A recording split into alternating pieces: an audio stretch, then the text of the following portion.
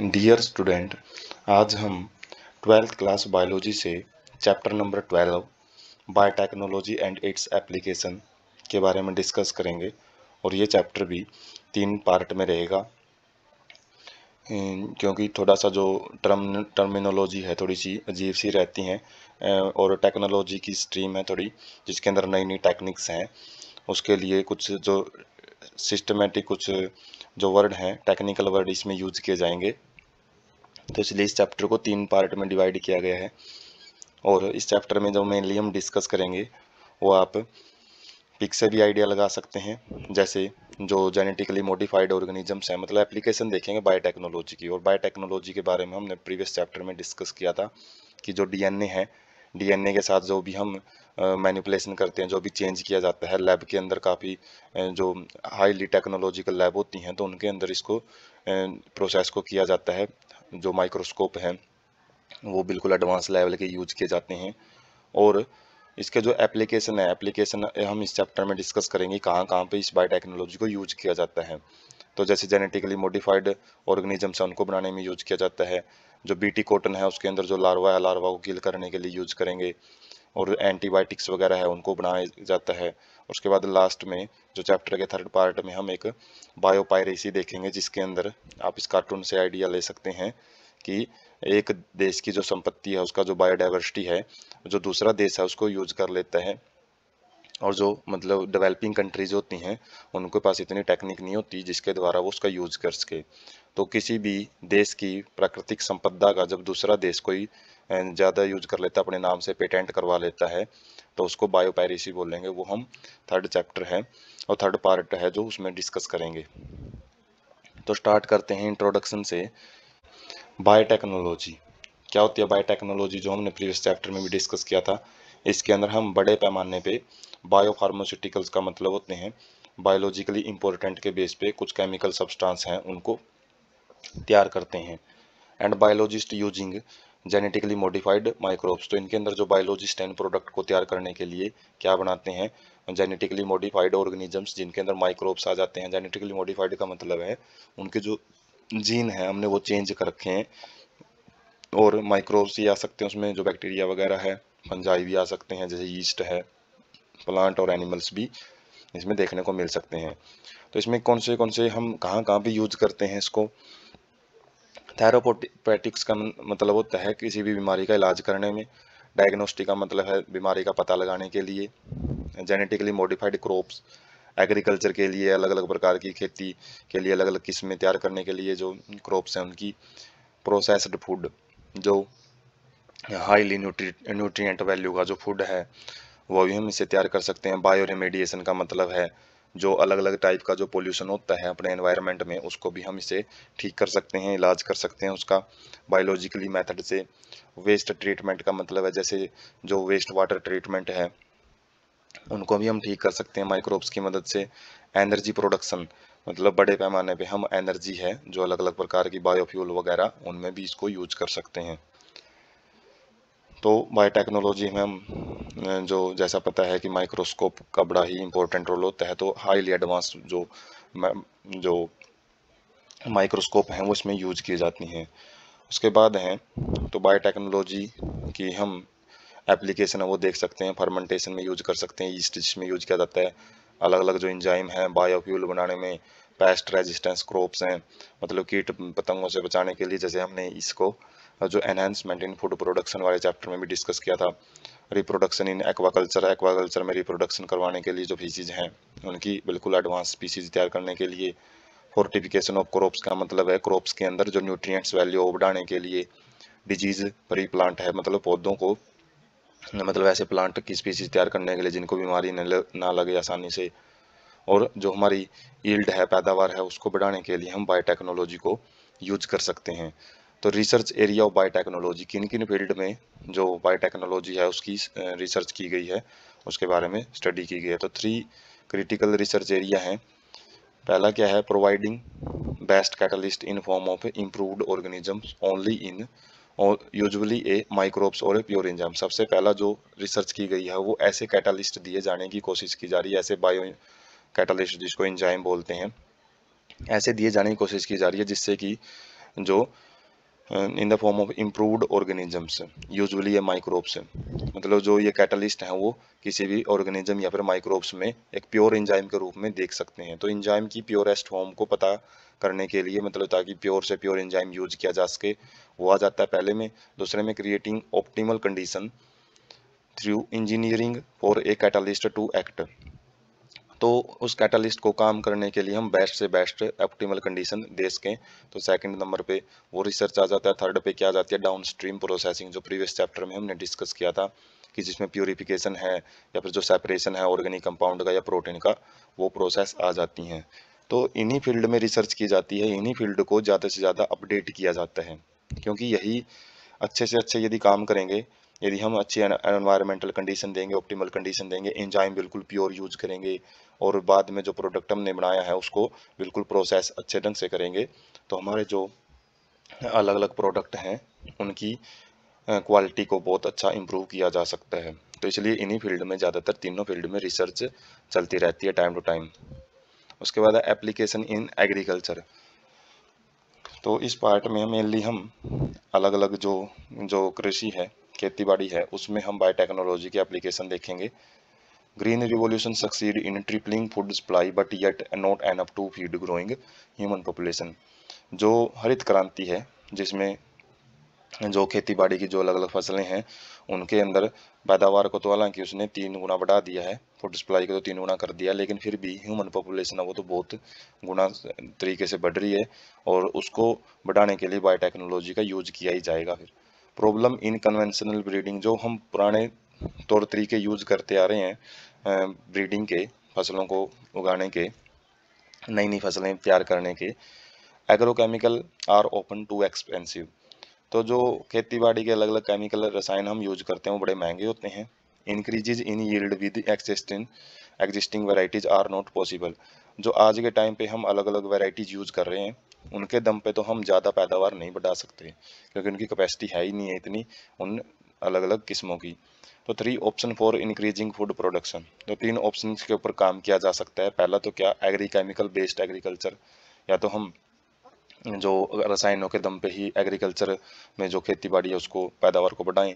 दूसरा है organic agriculture, जिसके अंदर पैदावार होती ही कम है क्योंकि उसमें नेचुरल प्रोसेस यूज की जाती हैं।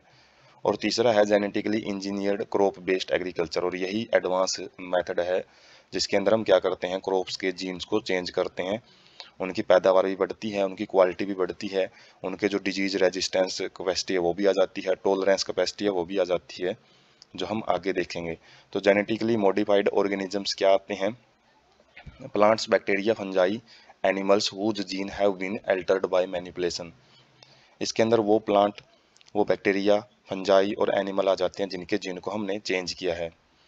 तो application of GMOs in agriculture, agriculture में जेनेटिकली मॉडिफाइड जो ऑर्गेनिज्म है, खासकर जो प्लांट्स हैं, उनका क्या कुछ फ़ायदा है उनको यूज करने का। तो made crop more tolerant to abiotic stress. जो एबायोटिक स्ट्रेस का मतलब है अलग अलग एनवायरमेंटल कंडीशन, बल्कि अनहेल्थी एनवायरमेंटल कंडीशन, जैसे ठंड होगी, सूखा पड़ गया, साल्ट ज़्यादा है और हीट उष्मा ज़्यादा है, तो उससे जो प्लांट है उसकी जल्दी डेथ नहीं होगी, उसकी जो टॉलरेंस पावर है वो बढ़ जाती है। Reduced reliance on chemical pesticide, जो हम अलग अलग रसायन यूज करते हैं खेतों में, तो उनकी जो उन पे जो हमारी निर्भरता है, जो उस पर विश्वास है, रिलायंस का मतलब है विश्वास, अटूट विश्वास। जो कंपनी है रिलायंस, तो उसका मतलब भी अटूट विश्वास के नाम से रखा गया। तो जो रिड्यूस्ड रिलायंस का मतलब है हम उस पर जो विश्वास है, जो उसकी निर्भरता है वो कम कर सकते हैं, मतलब पेस्ट रेजिस्टेंस क्रॉप को पैदा करवा सकते हैं, जैसे हमने एनहेंसमेंट इन फूड प्रोडक्ट्स में भी कुछ वैरायटीज हैं वो देखी थी। Help to reduce post harvest loss. Post harvest loss का मतलब होता है कटाई के बाद जो फसल हमने स्टोर की है, जो सीड स्टोर किया है, उसके नुकसान को भी कम कर सकते हैं। Increased efficiency of mineral usages by the plants, जो मिनरल होता है मिट्टी के अंदर, तो उसकी भी एफिशिएंसी को इंक्रीज किया जा सकता है। कि प्लांट है जितना भी मिनरल यूज करेगा, मतलब मिट्टी से लेगा वो, उसका पूरा पहले यूज करेगा, फिर दोबारा तभी यूज करेगा नए मिनरल को मिट्टी से जब वो पहले वाले को कम्प्लीटली यूज कर ले। इससे क्या होगा, मिट्टी की जो फर्टिलिटी पावर है वो जल्दी से ख़त्म नहीं होगी, और जितना मिनरल्स प्लांट यूज करता है उसको कारगर तरीके से यूज करेगा।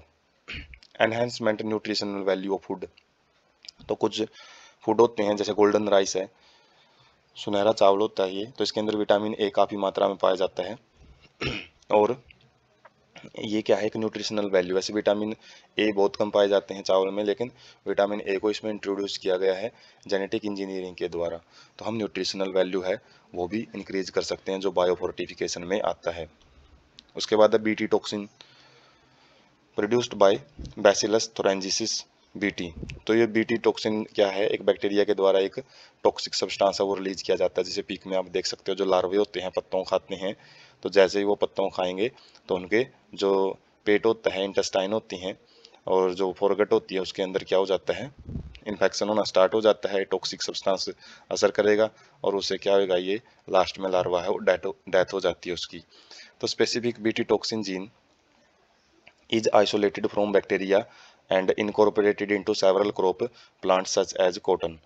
तो जो बीटी को टॉक्सिक जीन है, जैसे हमने बायो कंट्रोल एजेंट्स में भी बीटी टॉक्सिन के बारे में पढ़ा था, तो यहाँ पे हम क्या करेंगे, जो बीटी टॉक्सिन जीन है, अब यहाँ पे बैक्टीरिया यूज नहीं करेंगे, उस बैक्टीरिया से जीन निकालेंगे बीटी टॉक्सिन जो ये टॉक्सिक सब्सटेंस बनाते हैं, और उनको फिर हम प्लांट के अंदर इंट्रोड्यूस कर देंगे, इनकॉर्पोरेट कर देंगे, और उससे क्या होएगा कि बार बार बैक्टीरिया का छिड़काव करने की जरूरत नहीं पड़ेगी, फिर वो प्लांट है वो बार बार अपना जो टॉक्सिक सब्सटेंस है वो खुद ही तैयार कर सकता है। तो टॉक्सिन किल लेपिडोप्टेरन, टोबैको, बडवोम, आर्मी वोम, तो ये क्लास है इंसेक्टा की।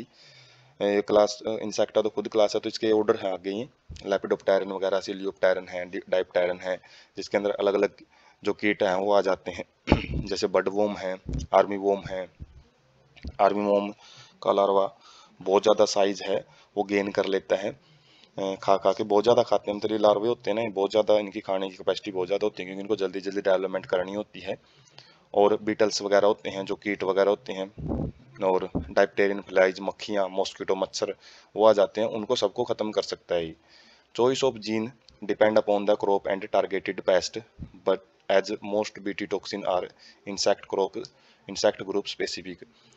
तो जो हम जिस जीन को यूज कर रहे हैं, मतलब किस जीन को यूज करना है, वो हमारे क्रॉप पे भी डिपेंड करता है। अलग अलग क्रॉप में अलग अलग जीन यूज किए जाते हैं, और ये भी डिपेंड करता है कि किस क्रॉप को कौन सा पेस्ट है ज़्यादा नुकसान पहुंचाता है, उसी के प्रति हम अलग अलग जो बीटी टॉक्सिन जीन है वो यूज कर सकते हैं। जैसे एग्जांपल है अलग अलग प्रकार की जो फसल हैं, जैसे बीटी टोक कॉटन तो हम सुनते ही हैं, बीटी कॉटन, बीटी कॉर्न है, राइस है, टोमेटो है, पोटैटो है, सोयाबीन, अलग अलग फसलों में हम इन लार्वा को किल करने के लिए बीटी टॉक्सिन जीन का यूज कर सकते हैं। तो BT cotton and cry gene, ये देखते हैं कैसे काम करते हैं। तो पहले बीटी कॉटन को देखेंगे। तो बीटी कॉटन क्या करता है, एक पार्टिकुलर फेज होती है इसकी ग्रोथ की, उसके टाइम पे ये कुछ प्रोटीन क्रिस्टल, कुछ प्रोटीनस सब्सटेंस है वो रिलीज करता है, जो कि टॉक्सिक सब्सटेंस लिए होते हैं, जो कि कीड़ों को मारते हैं, लार्वा को ख़त्म करते हैं। जैसे हम बुलवॉर्म में देख सकते हैं, बुलवॉर्म है ये एक लार्वा है जो कि इस बोलवॉर्म को, मतलब जो बोल है जो एक कॉटन बॉल, इसको ख़त्म कर सकता है, इसको खा सकता है। तो इसको किल करने के लिए जो हम बीटी कॉटन नाम के प्लांट यूज करते हैं, मतलब इनके पास क्या होता है, जो टॉक्सिक सब्सटेंस है वो इनके डीएनए में ही इंट्रोड्यूस कर दिया जाता है बायोटेक्नोलॉजी के द्वारा। और जैसे ही ये प्रोटीन क्रिस्टल मतलब बीटी टॉक्सिन तैयार करते हैं, तो ये इनएक्टिव फॉर्म में तैयार करते हैं, इनएक्टिव प्रोटोटॉक्सिन होते हैं वो। और एक्टिव फॉर्म में कब कन्वर्ट होंगे, जब इंसेक्ट लार्वा, जो ये इंसेक्ट लार्वा है, जब इसको खाएगा, और खाने के बाद जब इसके गट के अंदर ये एलिमेंट्री कैनाल में चले जाते हैं, तो वहाँ पे एल्कलाइन पीएच होता है, जैसे खाने को पचाने के लिए पीएच अलग अलग रहता है। तो उस केस में जो ये जो इनएक्टिव प्रोटीन है वो एक्टिव हो जाता है, और activated toxin bind to the surface of midgut epithelial cell.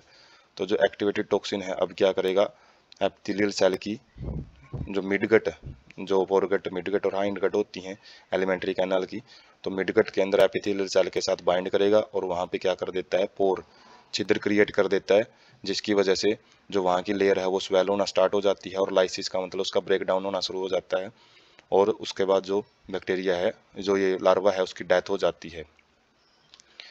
Cry gene क्या होते हैं, toxin is coded by A gene cry 1AC named cry. तो जो जीन है जो टॉक्सिक सब्सटेंस रिलीज करते हैं, मतलब बनाते हैं, तो उन्हीं को क्राई जीन बोला जाता है। जैसे एक एग्जांपल दे रखा है क्राई 1AC, तो इस प्रकार के जीनों को क्राई जीन बोला जाता है। प्रोटीन इनकोडेड बाय क्राइजीन, अलग अलग प्रोटीन्स अलग अलग क्राइजीन के द्वारा कोड किए जाते हैं। जैसे क्राई 1AC और क्राई 2AB हैं, ये कॉटन बोलवॉर्म को कंट्रोल करते हैं। जैसे बोलवॉर्म हम देख सकते हैं जो कि टिंडों पे लगा मिलेगा, कॉटन बॉल है उनके ऊपर लगा मिलता है। जबकि क्राई 1AB होता है वो कोरन बोरोवर को, जो कोरन के जो स्टेम बोरोवर होते हैं जो तने में रहते हैं लार्वे, उनको खत्म करने के लिए क्राई 1AB यूज किया जाता है। तो अलग अलग जीन अलग अलग जगह पे यूज किए जाते हैं। उसके बाद RNAi या फिर RNA इंटरफेरेंस। तो इसमें क्या होता है, ये नई टेक्नोलॉजी है, अलग टेक्नोलॉजी है बीटी कॉटन से अलग।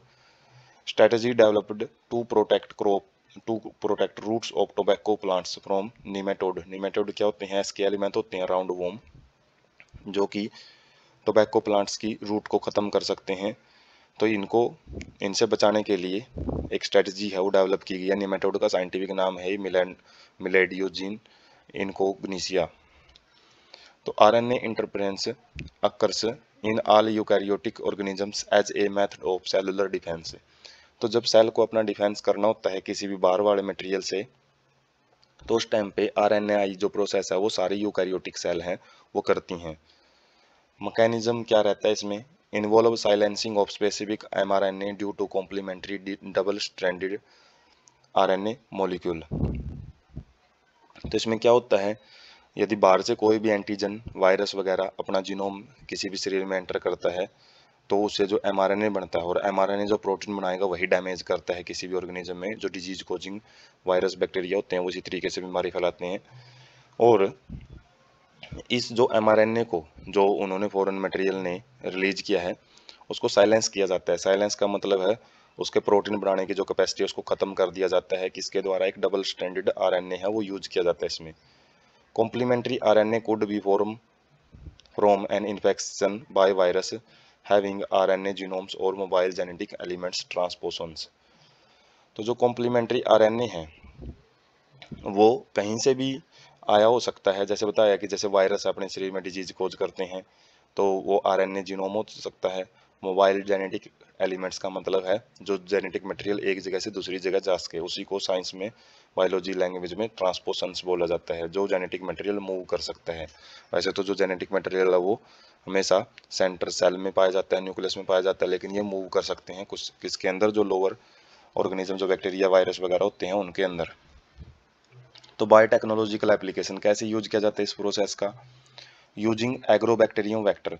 तो इसके अंदर एग्रोबैक्टीरियम जो एक बैक्टीरिया होता है तो उसका यूज किया जाता है वेक्टर की फॉर्म में, मतलब जीन को भेजने के लिए एक जगह से दूसरी जगह। तो निमेटोड स्पेसिफिक जीन, जो स्पेशल टाइप के निमेटोड को ही खत्म कर सकते हैं, उन जीन को प्लांट के अंदर इंट्रोड्यूस करवाया जाता है एग्रोबैक्टीरियम वायरस बैक्टीरिया के द्वारा। DNA introduced produce both sense and antisense RNA in host cell. तो जो DNA अभी गया है ये जीन है, जीन एक DNA का ही फॉर्म होता है, DNA से ही बना होता है। तो जो DNA अभी इंट्रोड्यूस किया हमने होस्ट प्लांट में, वो दोनों सेंस और एंटी सेंस RNA का मतलब है जो ट्रांसक्रिप्शन होती है जिसमें DNA से mRNA तैयार किया जाता है, तो दोनों टाइप के RNA है वो तैयार करता है। वैसे हम देखते हैं RNA केवल एक स्ट्रैंड को कॉपी करके बनाया जाता है, लेकिन यहाँ पे सेंस और एंटी सेंस, मतलब सेंस का मतलब क्या होता है जिसको प्रोटीन बनाना होता है, और एंटी सेंस उसका अपोजिट, उसका कॉम्प्लीमेंट्री, तो वो दोनों तैयार किए जाते हैं। Two RNA form a double stranded, और जो ये दोनों RNA बनते हैं तो डबल स्ट्रैंड बना लेते हैं आपस में एक दूसरे के सराउंडिंग में, ये कोयल अप हो जाते हैं, ताकि जो, क्योंकि इनके अंदर जो नाइट्रोजनियस बेस होते हैं वो एक दूसरे कॉम्प्लीमेंट्री होते हैं। दैट इनिशिएटेड RNAi, और जिसे क्या हो जाता है जो RNA प्रोसेस RNA इंटरफेरेंस वो शुरू हो जाती है। And silence specific mRNA of A nematode, और जो ये RNA होते हैं जो ये बने हैं सेंस और एंटी सेंस, ये किसी भी जो mRNA बाहर से भी आया है उसके सराउंडिंग में भी कोयल अप हो जाते हैं, और उसको यदि कोयल अप कर लेंगे तो mRNA खुला नहीं रहेगा ऐसे ही, और उसके ऊपर यदि वो इस तरीके से ओपन अप नहीं रहेगा तो जो ट्रांसलेशन प्रोसेस है, प्रोटीन सिंथेसिस है, वो नहीं कर पाएगा। और जब ये प्रोटीन होता है यही टॉक्सिक फॉर्म होती है किसी भी जो वायरस वगैरह है, जो बैक्टीरिया वगैरह जिससे वो डिजीज खोज करता है, वो फॉर्म वो बना नहीं पाएगा, ट्रांसलेशन हो ही नहीं पाएगी। तो इस तरीके से mRNA को साइलेंस करके हम किसी भी प्लांट को, किसी भी निमेटोड वगैरह टाइप के जो एस्की एलिमेंट्स हैं उनकी बीमारी से बचा सकते हैं। So parasite could not survive in transgenic host and plant got protected from the parasite. और जो ये mRNA बनाता है, कई बार ये सेल की मशीनरी को यूज करना शुरू कर देते हैं, अपने तरीके से सारे प्रोडक्ट वो तैयार करवाएंगे। अब mRNA को हमने साइलेंस कर दिया तो वो प्रोडक्ट तैयार करवाएगा नहीं, जिसकी वजह से जो पैरासाइट उसके अंदर एंटर करे है, जो भी नेमाटोड जड़ों में एंटर कर जाता है, तो ये लंबे टाइम तक जीवित नहीं रहेगा, जल्दी खत्म हो जाता है। और प्लांट है हमारा, वो पैरासाइट क्या होते हैं, वो जीव जो दूसरों से अपना खाना पानी लेते रहें, तो ये पैरासाइट है वो जल्दी ही फिर इस पैरासाइट से प्लांट को बचाया जा सकता है। तो डायग्राम से समझते हैं जो RNAi वो कैसे काम करता है। जैसे हम एक प्लांट देख रहे हैं, इसके ऊपर काफ़ी सारे इंसेक्ट लगे हुए हैं, ऊपर एरियल पार्ट में शूट सिस्टम में भी है और रूट सिस्टम में भी हैं। और जब हमने प्लांट को RNAi के प्रति एक्टिव कर दिया जाता है, तो उस टाइम पे यदि कोई भी बीटल है वो इस प्लांट को खाएगा, तो उसकी जो कंटेंट है वो कहाँ पे जाएगा, मिडगट में। और मिडगट में जो ये DNA है वो कहाँ पे चला जाएगा, एब्जॉर्ब कर लिया जाएगा, किसके द्वारा, उनकी सेल्स के द्वारा। और सेल्स के द्वारा जाने के बाद, वहाँ पे एंटर करने के बाद सेल में क्या करता है, ये डबल स्ट्रैंडेड जो RNA है वो सिंगल स्ट्रैंडेड के अंदर कन्वर्ट कर दिया जाता है अलग अलग इंजाइम्स के द्वारा। और जो ये सिंगल स्ट्रैंडेड में एक बार जो कन्वर्ट किया गया है, तो उसके बाद जो ये डिजीज कोजिंग फैक्टर है इनका, जो निमेटोड्स वगैरह का या फिर किसी भी बीटल वगैरह का, तो उसको ये क्या कर देते हैं, उनका जो डिजीज फैलाने वाला जो गुण होता है, उनके अंदर जो mRNA होता है उसको ये अटैच हो जाते हैं और उसको साइलेंस कर देते हैं। और साइलेंस करने से क्या होएगा, जो भी ये डिजीज कोजिंग एक इनका फैक्टर था किसी भी बीटल का, किसी भी नेमेटोड का, वो यहाँ पे ख़त्म कर दिया जाता है। तो इस तरीके से जो RNAi है वो काम करती है किसी भी प्लांट है उसको पैरासाइट से बचाने के लिए।